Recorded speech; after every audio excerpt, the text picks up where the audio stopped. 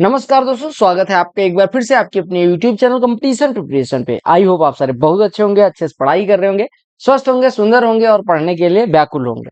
Pen copy उठा लो, आज हम करने वाले हैं एसएससी सीएचएसएल 2024 का 2 जुलाई का सेकंड शिफ्ट, यानी हमारा ये 39 शिफ्ट में से 6 शिफ्ट होगा। ठीक है, चलो पहले प्रश्न पे आ जाते हैं। 25 क्वेश्चन है, हम कोशिश करेंगे 25 मिनट के विद इन करने की। एग्जाम अप्रोच बताई जाएगी। पहले प्रश्न पे आते हैं, प्लेलिस्ट जरूर फॉलो करें। क्या कहा गया पहले प्रश्न में? गिवन इन्फॉर्मेशन पढ़नी है और आंसर देना है, ये तो सबको पता होता है। जो टेबल है वो परसेंटेज ऑफ मार्क्स दिखाती है 7 अलग अलग स्टूडेंट का 6 अलग अलग सब्जेक्ट में। 7 स्टूडेंट आयुष, अमन, सजल, रोहित, मुस्कान, तन्वी, तरुण दिए गए हैं।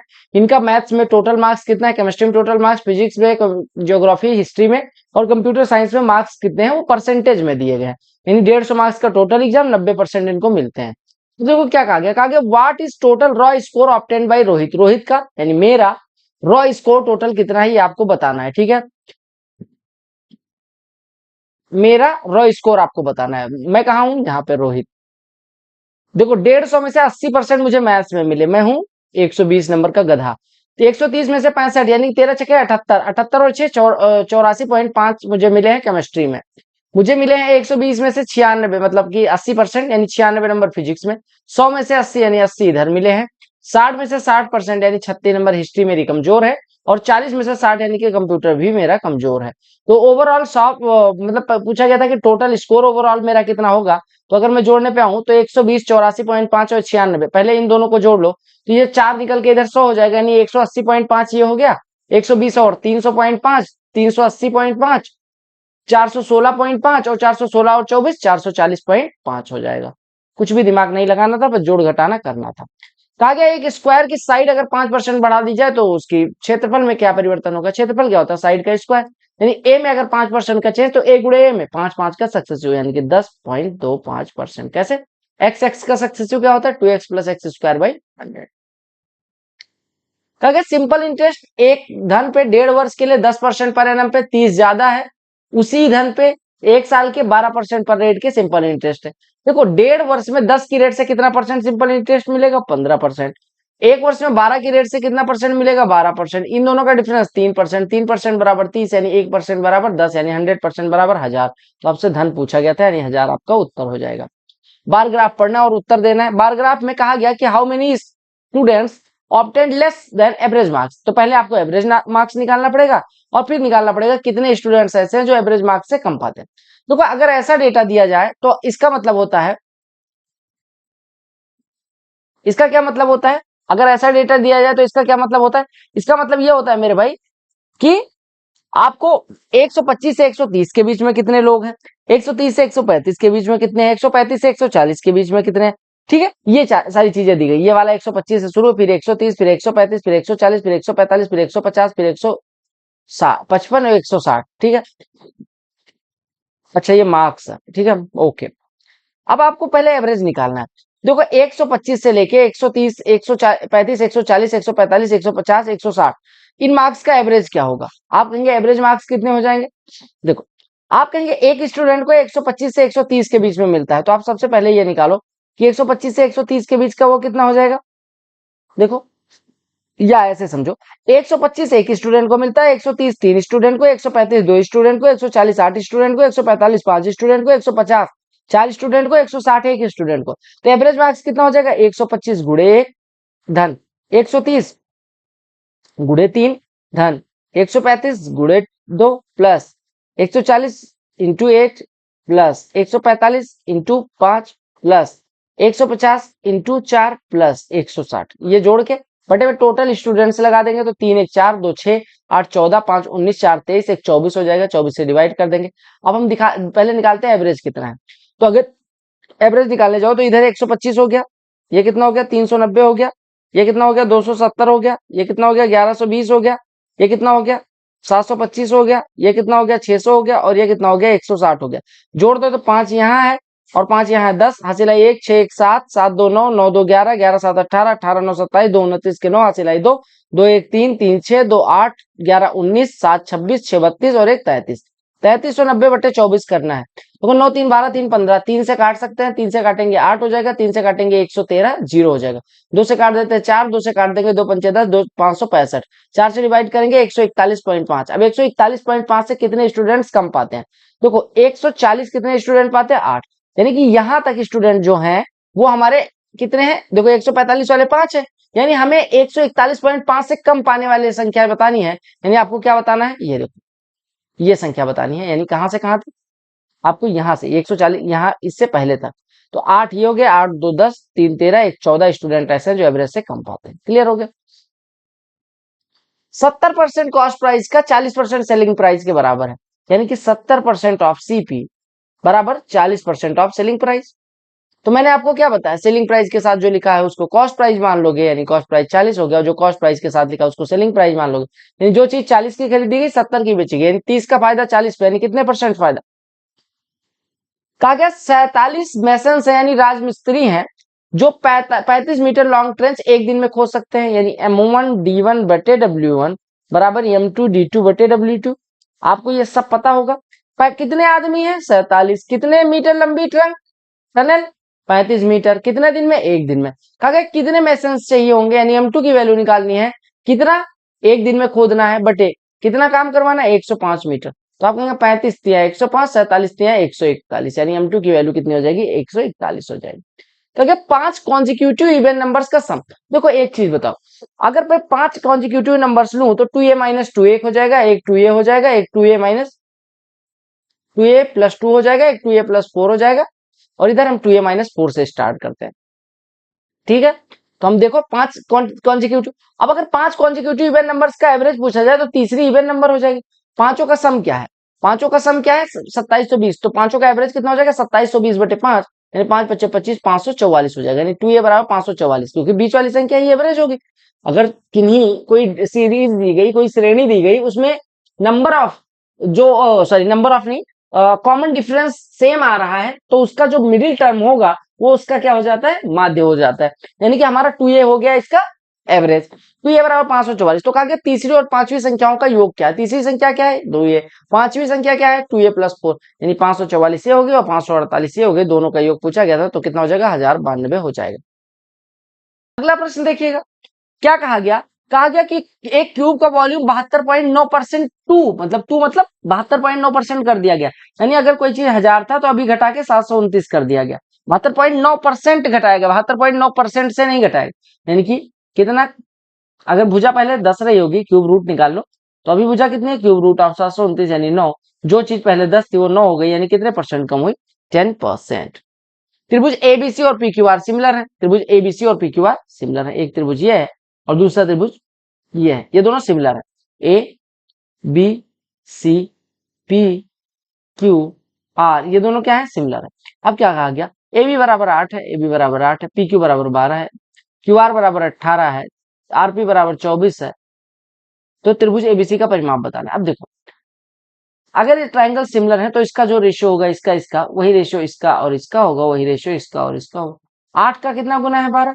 1.5 गुना। तो किसका 1.5 गुना 24 होगा? 16 का, यानी ये 16 हो जाए। किसका 1.5 गुना 18 होगा? यानी कि 12। तो आपको तीनों भुजाएं पता चल गई। तो 8 प्लस 16 प्लस 12 इसका, यानी 12 16 28 और 8 36 इसका पेरीमीटर हो जाएगा।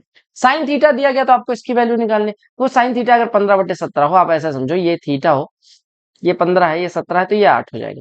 यहां से हम कह सकते हैं कॉट थीटा कितना हो जाएगा? कॉट थीटा बराबर कितना हो जाएगा मेरे भाई? 17/8। ओ सॉरी 17/8 नहीं, 15/8, 8/15। ठीक है, कॉट थीटा हो गया। टेन थीटा कितना हो जाएगा? टेन थीटा हो जाएगा कितना? 15/8। अच्छा, एक चीज और बताओ कि सेक थीटा कितना हो जाएगा? सेक थीटा कितना हो जाएगा? सेक थीटा देखो, आधार बटे कर्ण या कर्ण बटे आधार हो जाएगा। और बस इतना ही निकालना था। अब यहाँ पे वैल्यू पुट करते चले जाओ। 15 कॉट थीटा, यानी कि 15, देखो कॉट थीटा बराबर 8/15, तो 15 कॉट थीटा कितना हो जाएगा? 8 हो जाएगा, यानी ये 8 हो गया। कितना हो गया? 8 हो गया। प्लस 17 साइन थीटा, अगर साइन थीटा 15/17 है, 17 साइन थीटा है 15 हो जाएगा, बटे में 8 टेन थीटा, अगर टेन थीटा 15/8 है तो 8 टेन थीटा कितना हो जाएगा? 15। प्लस 16 सेक थीटा, अगर सेक थीटा 17/8 है तो 8 सेक थीटा 17, यानी 16 सेक थीटा 34 हो जाएगा। 8 15 23 बटे ये कितना हो जाएगा? ताकि distance between centres of to circles is 10 centimetre उनकी रेडियाई दी गई। आपको ट्रांसवर्स कॉमन टेंजेंट की लंबाई बतानी। देखो ट्रांसवर्स कॉमन टेंजेंट क्या होती है सबको पता होगा, एक सर्कल ये हो एक सर्कल ये हो, इसकी ट्रांसवर्स कॉमन टेंजेंट की बात करें तो ये वाली रेखा जो होती है वो ट्रांसवर्स कॉमन, और ये वाली जो होती है वो डायरेक्ट कॉमन टेंजेंट। तो ट्रांसवर्स कॉमन टेंजेंट की लंबाई होती है उनके केंद्रों के बीच की दूरी माइनस R1 माइनस R2 का होल स्क्वायर। अरे यार R1 माइनस R2 का होल स्क्वायर, थोड़ा सा फॉर्मूला सही कर देता हूँ। ट्रांसवर्स कॉमन टेंजेंट बराबर होता है D square minus R1 minus R2 का होल स्क्वायर। ठीक है, अच्छा आपने कहा ऐसा होता है, मगर हाँ ऐसा होता है।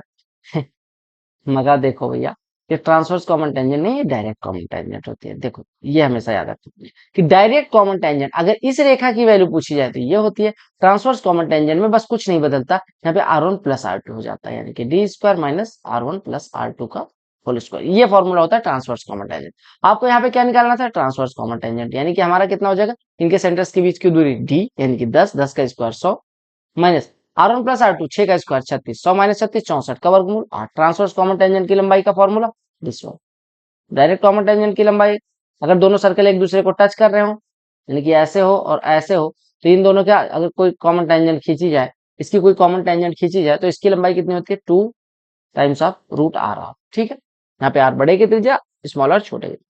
तो क्या ब्रिक का साइज इतना है, कितने ब्रिक रिक्वायर्ड होंगे अगर हमें एक दीवार बनानी। देखो सबसे पहले समझो, ये मान लो दीवार थी, ठीक है, इस दीवार में क्या करा गया, हमने क्या करना है, हमें देखो इस दीवार में हमें क्या करना है, ईंट मान लो ऐसे ऐसे दीवार है, ठीक है, ये दीवार है।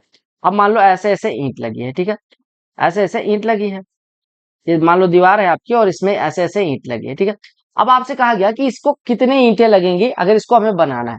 देखो आपको क्या काम करना है, दीवार का वॉल्यूम निकालने हैं और बटे में एक ईंट का वॉल्यूम निकालने हैं। मान लो ईंट इतनी बड़ी है तो इसका वॉल्यूम निकालेंगे, उससे डिवाइड कर देंगे तो पता चल जाए। आपको पता है दीवार की लंबाई मीटर में दी गई है, सेंटीमीटर में, तो पहले मीटर को सेंटीमीटर में बदल लो, यानी कि 10 मीटर, यानी कि डबल जीरो लगा दो। लंबाई गुड़े चौड़ाई गुड़े ऊंचाई हो जाएगी दीवार का आयतन, लंबाई गुड़े चौड़ाई और गुड़े में ऊंचाई और बटे एक ईंट का 25 गुड़े 12 गुड़े 9।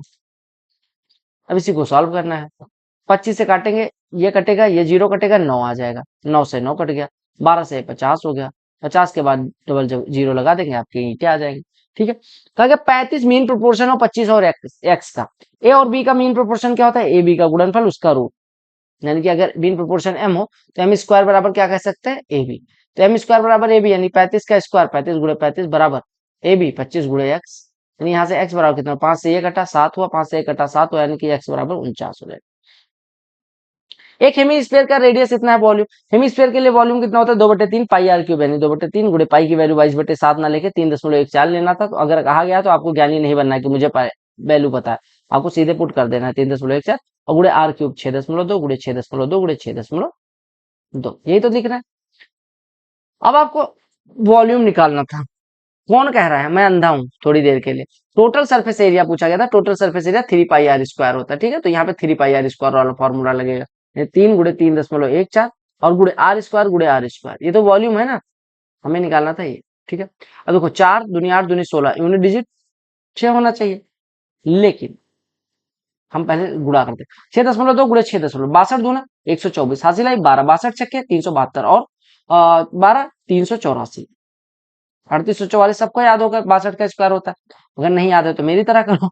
और ये गुड़ा है 3 में और गुड़े 3.14, तो ये कितना लिखा 3 गुड़े 3.942 और गुड़े में 38.44। अब मैं क्या काम कर रहा हूँ, देखो 38.44 का इसमें गुणा करना है, मैं सिंपल गुणा करता हूँ, 4 दूनी 8 4 चौको 16 4 9 36 1 37, फिर लिखा 3768, फिर लिखा 8 दूनी 16 8 चौको 32 1 33 और 8 9 72 और 3 75 और फिर 3 से गुणा कर दिया 3 दूनी 6 3 चौको 12 3 9 27 1 28। हमने कहा यहाँ पे 8 आया 6 8 14 हुआ, 6 6 12 7 19 1 20 हुआ, हासिल आई 2, ठीक है 2 आई 2 6 8 3 11 7 18 3 21 के 1, हासिल आई 2 2 2 4 5 9 3 12 के 2, हासिल आई 1 7 8 15 1 16 और 3 2 1 3।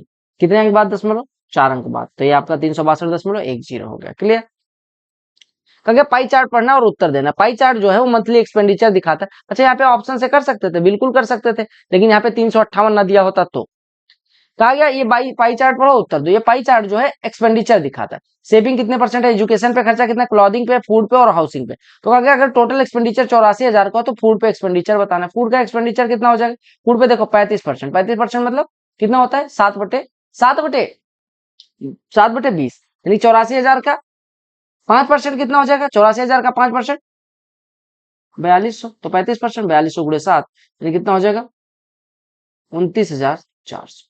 क्लियर। कहा गया एक इलेक्ट्रिक व्हीकल है जो 3 टाइप के मॉडल का कार बनाती है ABC। प्रोडक्शन दिखाया गया 4 साल का, प्रोडक्शन दिखाया गया 4 साल का। देखो ABC 3 टाइप का कार बनाती है, ए ब्लू वाला है, बी ऑरेंज वाला और सी ये वाला। 4 अलग साल 19, 20, 21, 22 का डेटा दिया गया। अब आपसे क्या कहा गया, कहा गया आपको बताना है कि what is difference between average production of A in 2019, 21, 22, A का 2019, 20, 21 और 22 का एवरेज, और बी का 20, 21, 22 का एवरेज के बारे का डिफरेंस बताना। यानी ए का कौन से साल में एवरेज ऑफ ए, कौन से साल में 19, 20, 21, 19, 21 और 22, ठीक है। इससे डिफरेंस किसका निकालना है, एवरेज ऑफ बी कौन से साल में 20, 21 और 22। तो आप पहले क्या काम करो, ए का एवरेज निकालो, ए यानी ब्लू वाला। तो यहाँ पे 5 है, यहाँ पे 4 है, 5 4 9 हो गया 9, अच्छा 19, 21 और 22 निकालना है ना, 19, 21 और 22 यानी 5 हो गया। 21 में कितना है, देखो 21 में 5.5 है, तो 5 और 5.5 10.5 हो गया, 10.5 और ये कितना है 4.5, 10.5 और 4.5 यानी 15, 15 का एवरेज 5 हो जाएगा, यानी ये 5 हो गया। और बी का एवरेज, बी यानी कि ये वाला ऑरेंज वाला, बी का कौन कौन से सालों में, बी का 20, 21 और 22, 20, 21 और 22 का बात करी गई। ऑरेंज वाला यहाँ पे 6 है, यहाँ पे 5 है, 6 5 11 हो गया, और ये कितना है 11 और 5.5 16.5, 16.5 का एवरेज निकालोगे, 3 से डिवाइड करोगे 5.5, दोनों का डिफरेंस 0.5। चूंकि ये 10,000 में है तो लाख में है, तो 0.5 लाख का मतलब होता है 50,000। ठीक है, आपको प्रश्न सही से दिख रहा है। कहा गया कि what is effective discount percentage अगर शॉपकीपर जो है ऑफर करता है scheme discount buy 5 get 1 free, यानी कि बाई 5 गेट 1 फ्री, ये आपका डिस्काउंट, ये रेट है।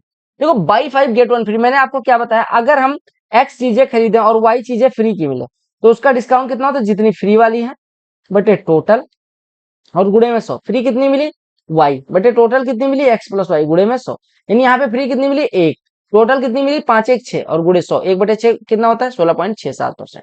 क्लियर, सिंप्लीफाई करना था, कुछ भी नहीं था। तो आप सबसे पहले डिवाइड करो, 3 में 3 का डिवाइड करोगे 1, 1 प्लस 15 16, 16 और 3 19, 19 में से 9 घटेगा 10, यानी इतने की वैल्यू हो गई 10 गुणे 2 ऑफ 5 यानी कि 10 प्लस 2 में 2 का डिवाइड 1, 1 प्लस 2 3, 3 4 7 में से 2 घटेगा 5, 10 गुणे 10 धन 5 105। कहा एक संख्या है जिसको 304 से डिवाइड करने पे, एक संख्या जिसको 304 से डिवाइड करने पे 43 रिमाइंडर मिलता है, यानी वो संख्या सबसे छोटी संख्या बताओ जिसको 304 से डिवाइड करने पे 43 रिमाइंडर मिले। तो ऐसे तो 43 हो सकता है, वैसे सबसे छोटी संख्या क्या होगी, अगर किसी संख्या को 304 से डिवाइड करने पे 43 रेस्पॉन्स मिलता है हम कहते हैं 43 43। अगर कहा गया सेम संख्या को 16 से डिवाइड करें, यानी 43 को 16 से डिवाइड करते तो रिमाइंडर कितना होगा, 16 दूना 32, बचेगा कितना 11, आपका आंसर हो जाएगा। कहा गया, ये देखो आपको प्रश्न दिख रहा होगा, कहा गया average monthly expenditure of a family was 2500 during first 4 months, यानी कि पहले 4 महीने के लिए 2500। किसी फैमिली की जो मंथली इनकम थी वो 2500 शुरू के 4 महीने के लिए, 2750 रुपए थी 5 महीने के लिए और 3550 थी अगले 3 महीने के लिए। तो कहा गया टोटल सेविंग अगर 5500 की हो, ठीक है, ये एक्सपेंडिचर दिया गया, एक फैमिली का एक्सपेंडिचर पहले 4 महीने का 2500, फिर अगले 5 महीने का 2750, फिर अगले 3 महीने का 3550 और उसकी सेविंग 5500 हो, तो आपको एवरेज मंथली इनकम बतानी। देखो 4 महीने तक 2500 कमाएगा 10,000 कमाएगा, 2750 5 महीने के लिए कमाएगा 13,500 इधर हो गया और 250 और 13,750 देखिए 13.75 के इधर कमा ले रहा है। 3550 3 महीने के लिए यानी कि 1050 3500 होता और एक 50 और जोड़ दो यानी 10,650 यानी कि 10.65 और कमा रहा है और 5.50 इसकी बचत हो रही। ये टोटल कमाई और बचत मतलब बचत और खर्चा बराबर होता है, मतलब बचत और खर्चा जोड़ दे तो होता है इनकम, बटे में 12 कर देंगे तो एवरेज आ जाएगा। 10 13 23 23 10 33 33 5 38 इधर हो गया, 0.75 0.65 यानी कि कितना हो गया 1.4 और प्लस 0.5 1.9 यानी 39.9 टोटल हो गया। 12 से डिवाइड कर देंगे आपका एवरेज आ जाएगा 12 36 3 39 12 36 12 5 60 यानी 3 दशमलव सॉरी 1 मिनट 12 36 3 39 12 36 3 39 सॉरी कितना बचा, 12×3=36, 3 39, 12×3=36, 3 30, 12×2=24, 12×5=60, यानी कि 3.325 यानी कि 3325 रुपए उसका क्या हो जाएगा, उसका मंथली इनकम हो जाएगा। तो अगर दो इक्वल सर्कल ड्रॉ किए गए हैं एक स्क्वायर में इस प्रकार से कि opposite side of square form the diameter of each circle, if the remaining area of the square is 42 centimetre square, what is the measurement of diameter of each circle. देखो समझो क्या बात कही गई। एक स्क्वायर दिया गया आपको, एक क्या दिया गया, स्क्वायर। एक मिनट, स्क्वायर दिया गया तो स्क्वायर बनाओ ना।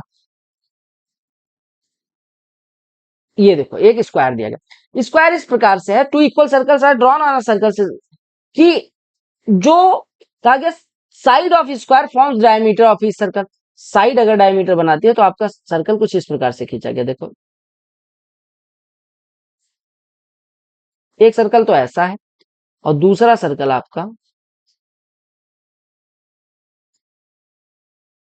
ऐसा है, ठीक है, दूसरा सर्कल आपका ऐसा है, दूसरा सर्कल आपका ऐसा है, ठीक है। अब देखो ये मान लो टच कर रहा है, ठीक है, इसको इधर मान लेते हैं, एक मिनट रुक जाओ।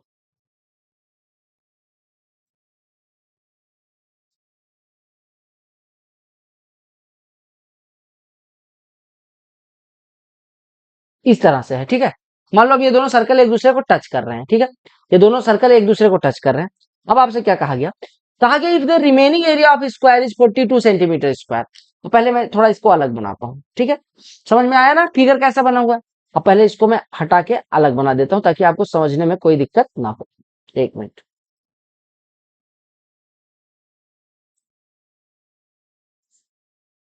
ठीक है,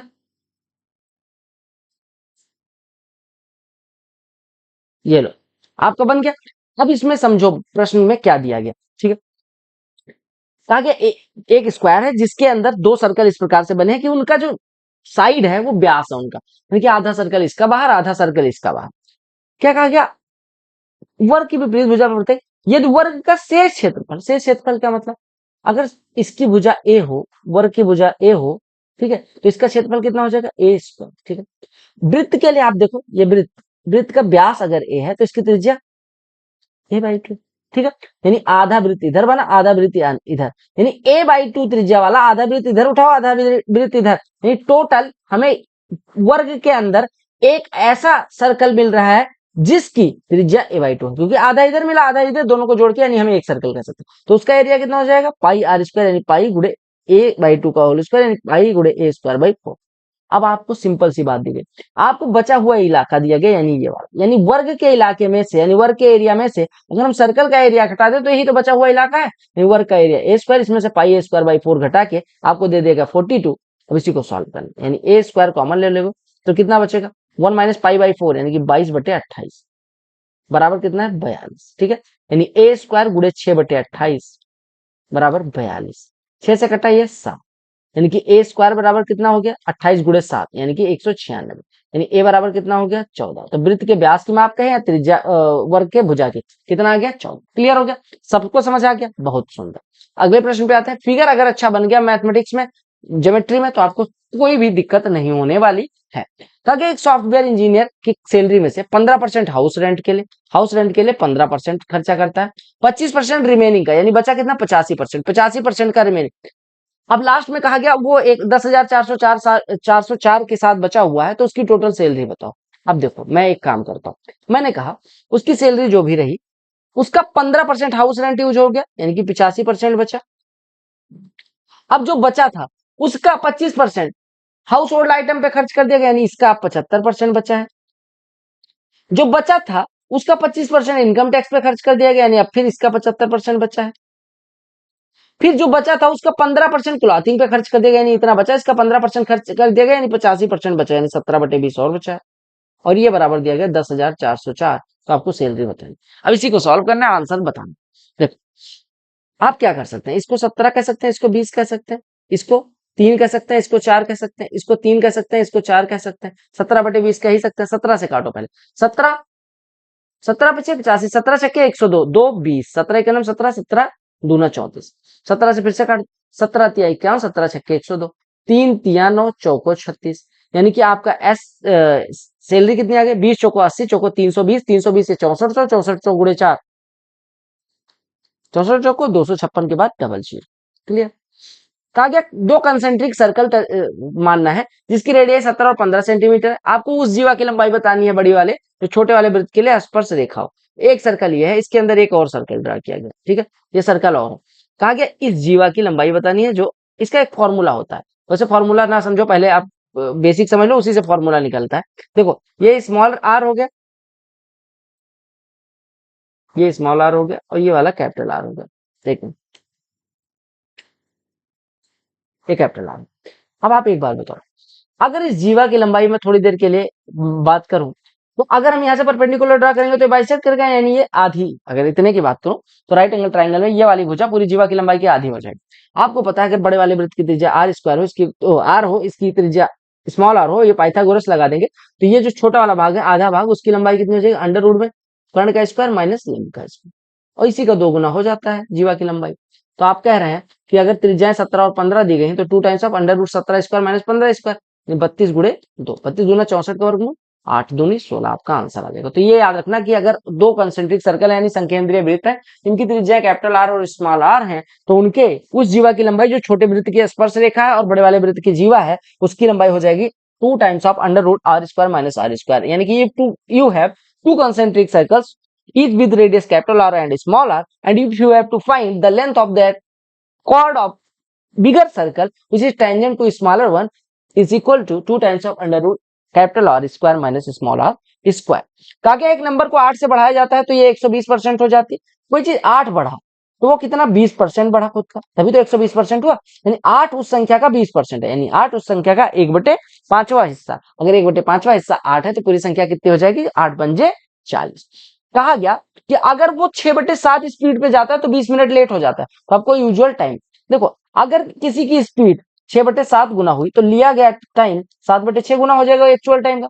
यानी पहले अगर वो टी टाइम लेता था तो अभी 7/6 टाइम टी टाइम ले रहा, यानी पहले कितना टाइम लेता था टी, यानी कितना लेट हुआ। अगर किसी की स्पीड 6/7 गुना हुई तो टाइम कितना हो जाएगा 7/6 गुना, यानी 7/6 टी माइनस टी, यही डिफरेंस हो जाएगा। ये बराबर दिया गया 20 मिनट, 20 मिनट बोले तो 1/3 घंटे। यानी यहां से हम कह सकते हैं 1/6 टी बराबर 1/3 घंटे, टी बराबर 2 घंटे। टी क्या है यूजुअल टाइम, क्या आ गया, ठीक है, क्लियर हो गया। आप वो ऐसे निकाल सकते थे, कोई 7 से जाता था ए टाइम लगता था, अभी 6 से जा रहा है तो 20 मिनट ज्यादा टाइम लग रहा है। अब दूर यहाँ पे दोनों बराबर हो गया, यानी 7 ए बराबर 6 प्लस 120, यानी कि ए बराबर 120, 120 क्या हो जाएगा 2 घंटे। तो जिससे मन करे उससे कर सकते हो। तो ये थे 25 प्रश्न जो आपको आई होप समझ में आ गए होंगे। यहाँ पे क्लिक करके चैनल को सब्सक्राइब कर सकते हैं। There are so many playlist, यहाँ पे दिख रही होगी सीजीएल की, यहाँ पे दिख रही होगी सीपीओ की प्लेलिस्ट, जो भी मतलब फेज 12 या जो भी दिख रही है उसको क्लिक करके देख सकते हैं। मिलते हैं अगली वीडियो में, तब तक के लिए bye, take care, love you all the very best for your all job. वंदे मातरम, जय हिंद।